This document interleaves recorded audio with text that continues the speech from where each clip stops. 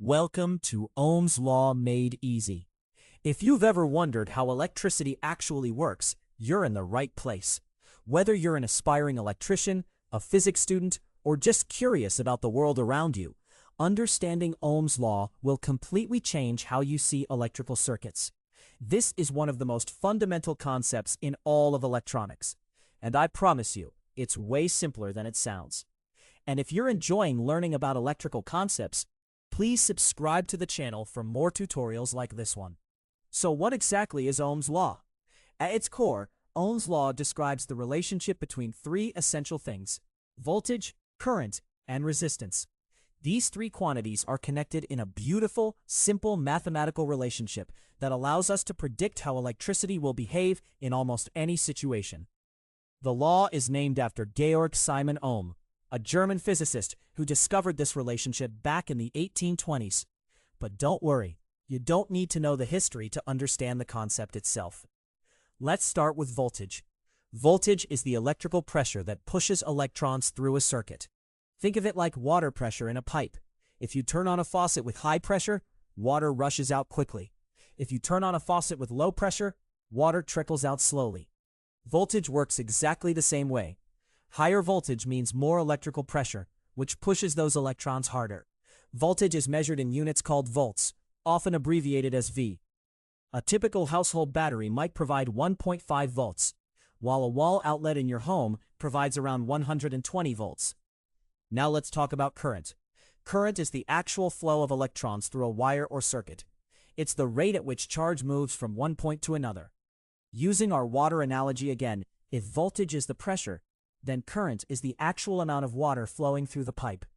Current is measured in amperes, or amps for short, and we usually abbreviate it as A. A small LED might draw half an amp, while a powerful hairdryer might draw 10 amps or more. Then we have resistance. Resistance is exactly what it sounds like. It's the opposition to the flow of electrical current.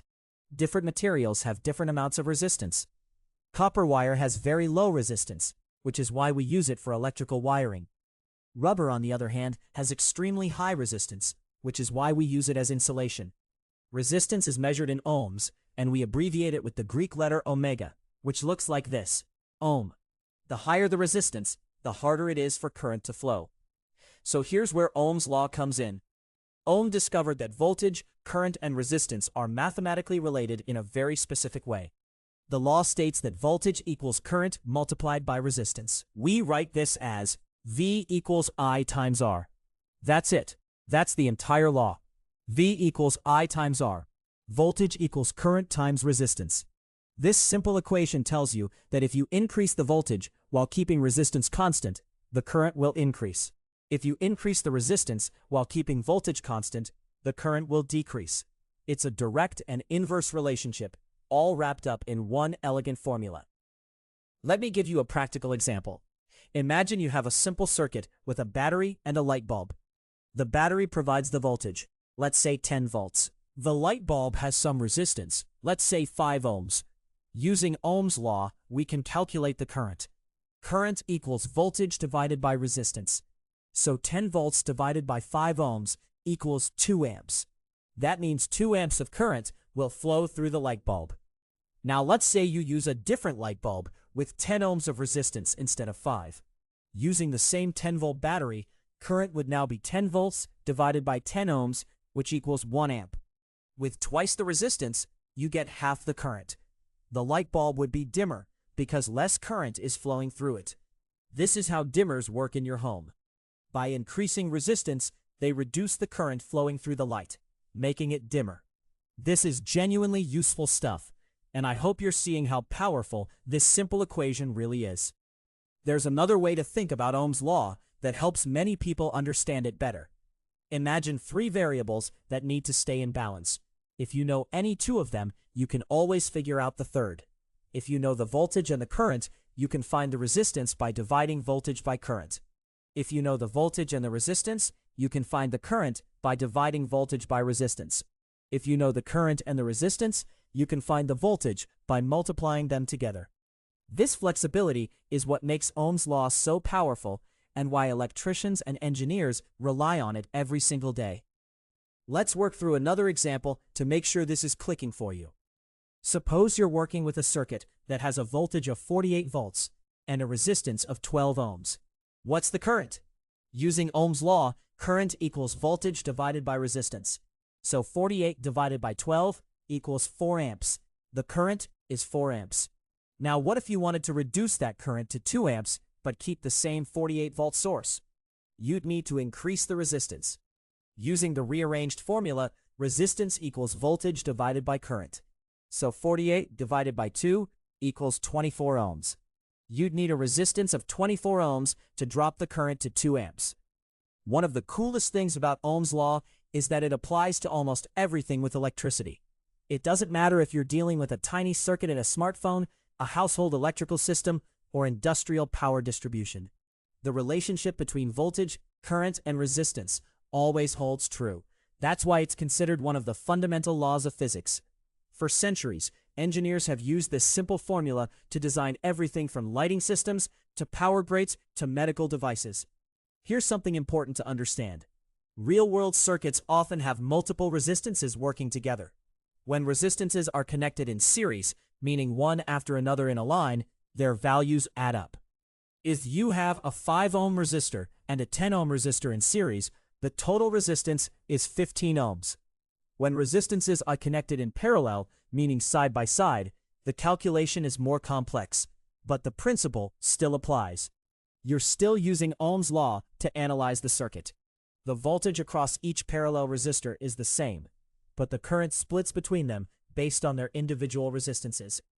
Safety is another crucial reason why understanding Ohm's law matters so much. Let's say you're working with a power supply that can deliver unlimited current. If you accidentally create a short circuit with zero resistance, the current would theoretically become infinite. In reality, the wire would overheat and catch fire. This is why fuses and circuit breakers are so important in real electrical systems. They sense when current exceeds safe levels and interrupt the circuit to prevent damage and fire.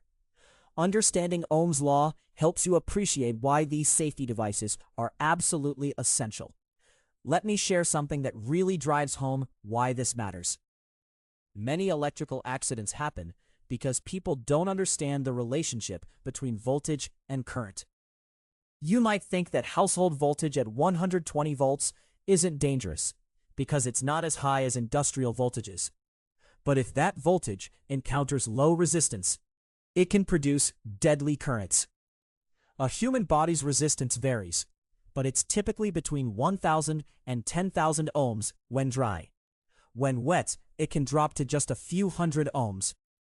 At 120 volts and low resistance, you could easily get a current of over 100 milliamps flowing through your heart, which is lethal. This is why you should never use electrical appliances near water or with wet hands. Now let's talk about power, because it's closely related to Ohm's law. Electrical power is the rate at which electrical energy is used or generated. It's measured in watts.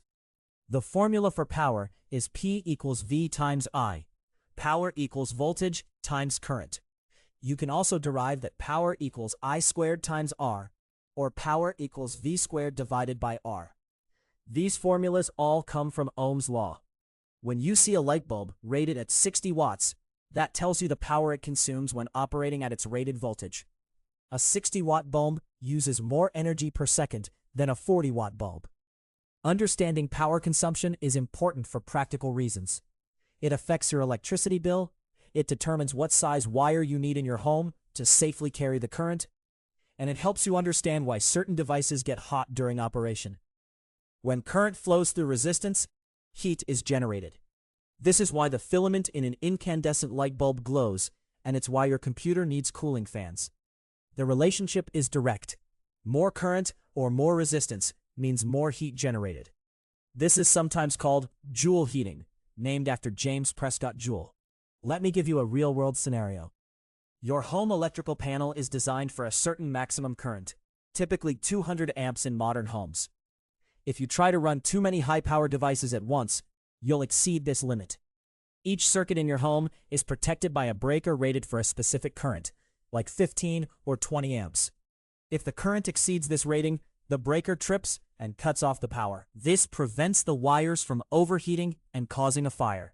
The electricians who designed your home's wiring used Ohm's law to calculate what size wire was needed for each circuit, based on the expected voltage and maximum current. I really think you'll find Ohm's law useful, so please consider liking this video if you found it helpful. It's genuinely one of those concepts that gets better the more you think about it. Now, a common question people ask is whether Ohm's law always applies. The answer is mostly yes, but there's a catch. Ohm's law applies to what we call ohmic materials. These are materials where resistance doesn't change significantly with voltage and current.